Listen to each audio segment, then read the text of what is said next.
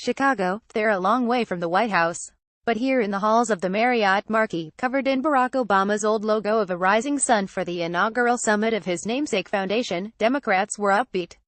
Organizing matters, they gushed. Internationalism was cool. Story continued below. There was a morning meditation and yoga session, and an evening community concert with Chance the Rapper and the National. And in between breakout sessions with titles like The Adventure of Civility and Who Narrates the World, people took pastel-colored chalk and filled out a blackboard customized with I hope, blank. Samples. We speak better and listen. Americans will see each other. My nephews can escape toxic masculinity. Therapeutic, said one attendee. The sanity bubble, said another. An alternate reality. All the attendees at the kickoff of Obama's new foundation acknowledged, some with nervous snickers, some with big, relieved belly laughs. Here, when they talk about the president, they still mean Barack Obama, as if Donald Trump is still the guy they were laughing at a year ago. What the Obama Foundation will do, no one quite knows yet, including, admittedly, the former president himself. How the newly launched outfit fits in with like-minded groups or the former president's own vision of using civic engagement to create political change is an open question, too. The answers provided at the summit weren't even close to what desperate Democrats are pining for, that Obama will save them by standing up to Trump, that he'll stop the nuclear war they're having nightmares about, or even just provide some reassurance they might start winning House races again.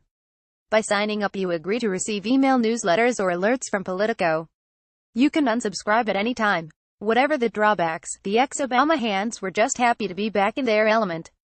The event was a mini alumni reunion, drawing everyone from once junior staffers to major donors, and former ambassador to Japan Caroline Kennedy, walking around by herself with a white leather backpack.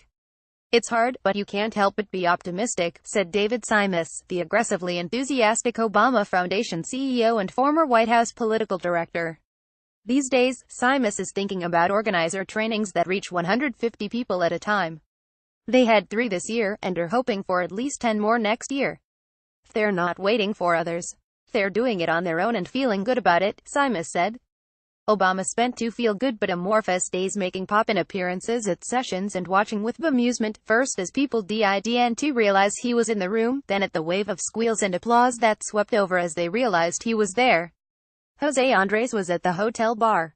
Prince Harry was on stage, in jeans. Is there space among the woke for the still-waking author Anand Giridharadas asked in a New Agey opening speech that touched on the magic of connectivity and the starfish illusion. There was no mention of the terrorist attack in New York, Trump's calling the federal judicial system a joke, or the Republican tax plan, nor, for that matter, Russia or North Korea or Robert Mueller's indictments.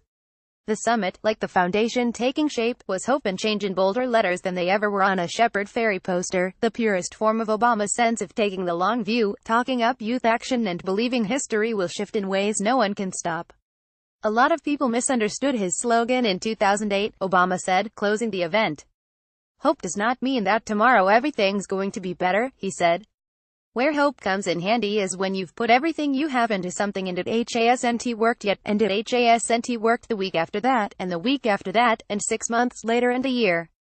The t-shirts handed out read "One voice can change a room." The speaker bios ended with each listing their civic heroes. Lin-Manuel Miranda picked Harry Belafonte, Chicago Union leader Adriana Alvarez chose SEIU President Mary Kay Henry. They browsed the pop-up shop from the University of Chicago's legendary Seminary Coop bookstore, stocked with Viktor Frankl's Man's Search for Meaning, Obama's Dreams from My Father, and Ta-Nehisi Coates' We Were 8 Years in Power. They squeezed in to hear Miranda and comment talk about art and activism, and of course, Hamilton. If there is any political takeaway, Miranda said, it's that the limit of our representative democracy is that we get to choose who gets to go in the room where it happens. I wasn't a believer in the political spirit, but certain things brought change to my life, man. The election of President Obama, Common said. Then, naturally, the two finished with a back-and-forth freestyle rap. Politics matters, Obama said, surprising a session Wednesday morning where Kennedy was interviewing former Italian Prime Minister Matteo Renzi. The question then becomes, how do we change the culture so that people are not turned off by politics but rather turned on by being engaged in politics? And how do we get some of the best talent to say, at some point, this is an option for them? I don't have all the answers, he added.